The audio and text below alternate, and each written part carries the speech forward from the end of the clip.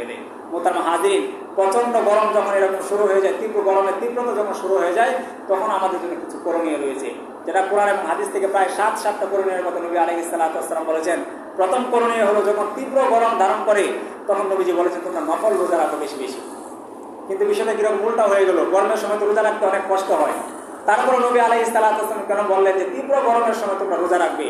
কারণ হাদিসের মধ্যে এসেছে, যদি প্রচণ্ড রোদ বা প্রচণ্ড গরমের কারণে, পরিশ্রমের কারণে অথবা লম্বা দিন হওয়ার কারণে মানুষের কষ্ট হয়, এত কষ্টের পরেও যদি মানুষ রোজা রেখে ওই গরমের তীব্রতাকে মোকাবেলা করে সে যদি রোজা রাখে, নবী আলাইহিস সালাতু ওয়াস সালাম বলেন অন্য সময় দিন ছোট হওয়ার কারণে বা গরমের তীব্রতা না থাকার কারণে রোজা রাখলে যে পরিমাণ নেকি হতো, এই কষ্টের অবস্থায়, তীব্র গরমের অবস্থায় রোজা রাখলে নবীজি বলেন যে তার নেকিও হবে ওই পরিমাণ অনুযায়ী। সুবহানাল্লাহ। শুধু তাই নয়, আম্মা জান আয়েশা রাদিয়াল্লাহু তাআলা আনহাকে নবীজি বলেছেন, তুমি যদি তীব্র গরমের সময় উমরা করো, তোমার খরচাদি অনেক খরচ করে গরমের তীব্রতাকে উপেক্ষা করে, তাহলে অন্য অন্য সময় শীতের সময় উমরা করলে যে পরিমাণ সব তুমি পাইতা, এই গরমের মধ্যে তুমি কষ্ট স্বীকার করে যদি উমরা করো, আল্লাহ তাআলা তোমার আমল নামে এর চাইতে আরো বেশি নেকি দিয়ে দিবেন। সুবহানাল্লাহ। এটা হলো গরমের সময়, তীব্রতার সময় অন্যতম একটা করণীয়। 2 নম্বর করণীয় হলো গরমের সময় বেশি বেশি করে আল্লাহ পাকের রাস্তায় দান সাদাকা করা। কারণ নবীজি হাদিসের মধ্যে বলেছেন, আল্লাহ পাক রব্বুল আলামিন যখন কারো প্রতি রাগান্বিত হয়ে যায়, বান্দাদের প্রতি রাগান্বিত হয়ে যায়, তখন তাদের উপরে গরমের এই তীব্রতা ছড়িয়ে দেন। এবং নবীজি হাদিসের মধ্যে বলেছেন, আল্লাহ পাকের রাগ, আল্লাহ পাকের ক্রোধ এগুলো দূর হয়ে যায় দান সাদাকার মাধ্যমে। যদি সারা পৃথিবী গরম হয়ে যায়, উত্তপ্ত হয়ে যায়, তাপমাত্রা বেড়ে যায়, তখন বুঝতে হবে যে আল্লাহ পাক আমাদের প্রতি নারাজ হয়ে গিয়েছেন, অসন্তুষ্ট হয়ে গিয়েছেন। তখন আমাদের জন্য করণীয় হবে আমরা যেন বেশি বেশি আল্লাহ পাকের রাস্তায় দান করি। কারণ আল্লাহ পাকের রাস্তায় দান করলে নবীজি বলেছেন, আন আনাস ইবনে মালিক قال قال رسول الله صلى الله عليه وسلم ইন্না সাদাকাতা লা তুতফিউ গাদাবার রাব্বি, যে দান হলো এরকম একটা জিনিস যেটা আল্লাহ পাকের রাগকে ঠান্ডা করে দেয়। শুধু তাই নয়, ওয়া তাদফাউ মিতাতাজ সুই, এবং আল্লাহ পাক রব্বুল আলামিন হঠাৎ মৃত্যু, অনাকাঙ্ক্ষিত মৃত্যু থেকে বান্দাদেরকে হেফাজত করে দেন দান সাদাকার মাধ্যমে। এটা হলো গরমের সময়, তীব্রতার সময়, গরমের প্রখরতার সময় আমাদের জন্য দ্বিতীয় করণীয়। ঠিক তদ্রূপভাবে গরমের সময় আরেকটা করণীয় হলো পিপাসার্ত ব্যক্তিকে পানি পান করানো। এটা অনেক বড় একটা সওয়াবের কাজ। অনেক হাদিসে বর্ণনা এসেছে, মানে হাদিসের মধ্যে এসেছে পানি পান করানো এটা হলো উত্তম একটা সাদাকা। এক সাহাবী নবীজির কাছে গিয়ে জিজ্ঞাসা করলেন, সবচেয়ে উত্তম সাদাকা, সবচেয়ে উত্তম দান কি? নবী আলাইহিস সালাতু ওয়াস সালাম বললেন, তুমি মানুষদেরকে বিনামূল্যে, মানুষদেরকে নির্বিচারে তুমি পানি পান করাও, এটা তোমার জন্য উত্তম সাদাকা। শুধু তাই না, আরেক হাদিসের মধ্যে এসেছে, আন সাঈদিন আন্না সাআদান আতান নবী সাল্লাল্লাহু আলাইহি ওয়াসাল্লাম ফাকালা আইয়ু সাদাকাতিন আ'জাবু ইলাইকা ক্বালা আল মা। নবীজির কাছে এসে সাহাবী জিজ্ঞাসা করলেন, হে আল্লাহর নবী, আল্লাহ পাক কোন দান দেখার মাধ্যমে, কোন সাদাকা দেখার পরে সবচেয়ে বেশি অবাক হয়ে যান, সবচেয়ে বেশি আশ্চর্য হয়ে যান? নবীজি বললেন যে মানুষকে পানি পান করানো।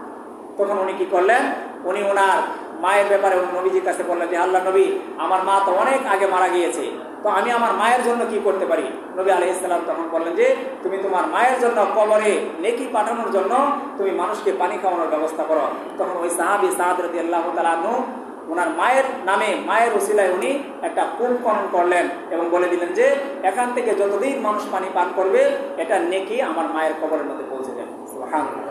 এখান থেকে আমাদের অন্যতম একটা শিক্ষা, যাদের মা বাবা আত্মীয় স্বজন কবর দেশে চলে গেছে, আমরা যদি এরকম জনকল্যাণমূলক কাজ করতে পারি। একটা গরিব ফ্যামিলি এরকম রয়েছে যাদের মধ্যে দেখা যায় তারা টিউবওয়েলের ব্যবস্থা নেই, পানির ব্যবস্থা নেই, নিজের বাবার নিয়তে, নিজের মায়ের নিয়তে আমরা এটা ব্যবস্থা করে দিতে পারি। অথবা কোনো মসজিদে, কোনো মাদ্রাসায়, কোনো এতিমখানায় যদি নিজের মায়ের নামে, বাবার নামে এরকম ব্যবস্থা করে দিতে পারি, তাহলে আশা করা যায় এই হাদিসের মধ্যে হযরত সাদ রাদিয়াল্লাহু তাআলা যেরকম কূপ খনন করার মাধ্যমে উনি ওনার মায়ের কবরে সাদাকা পাঠিয়েছেন, নেকি পাঠিয়েছেন, আমরাও সেই নেকির অর্জন করতে পারবো এবং মা বাবার কবরে এই নেকি আমরা প্রেরণ করতে পারবো।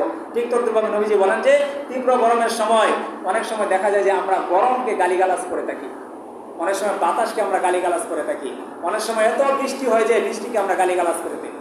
কিন্তু নবী আলাইহিস সালাতু ওয়াস সালাম যে এটা তোমরা কখনো করবে না, কারণ গরম এরকম একটা জিনিস, সে তো আদিষ্ট বিষয়, তার কোনো ক্ষমতা নেই সে মানুষকে গরম দেওয়া, বা ঠান্ডার কোনো ক্ষমতা নেই, বাতাসের কোনো ক্ষমতা নেই সে নির্বিচারে প্রবাহিত হওয়া বা নিজে বাতাস গ্রহণ করা। বরং আল্লাহ পাক যখন তাদেরকে আদেশ করে সে গরম দেয়, আল্লাহ যখন বাতাসকে আদেশ করে সে বাতাস প্রবাহিত হয়, যখন বৃষ্টিকে আদেশ করে বৃষ্টি অজরে বৃষ্টি নামে। সুতরাং তোমরা এই সমস্ত জিনিস থেকে গালি দিও না, বরং এগুলোকে যদি তোমরা গালি প্রদান করো তাহলে এর লানত, এর গালি তোমাদের উপরে এসে পড়বে। এই জন্য গরমের সময় অতিষ্ঠ হয়ে গরমকে কখনো গালি না দেওয়া, গালি গালাজ না করা, এটা অন্যতম একটা করণীয়। ঠিক তদ্রুপভাবে এই গরম থেকে বাঁচার জন্য নবীজি বলেন যে বেশি বেশি দোয়া পাঠ করা।